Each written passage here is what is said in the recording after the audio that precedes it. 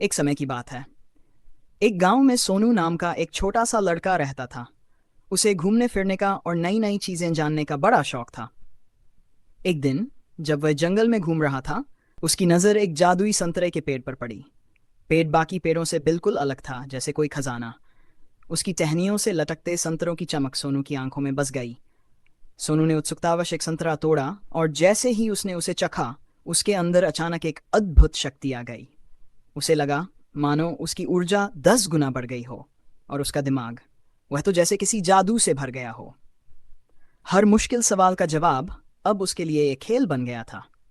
गांव में हर कोई उसे देखने आता, मानो वह कोई चमत्कारी लड़का हो। लोग दूर दूर से उसकी प्रतिभा की कहानियां सुनकर आते थे।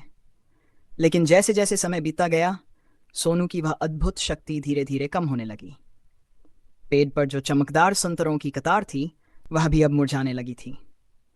सोनू को अब महसूस हुआ कि उसने अपनी असली प्रतिभा को अनदेखा कर दिया था और केवल उस जादुई संतरे की शक्ति पर निर्भर हो गया था।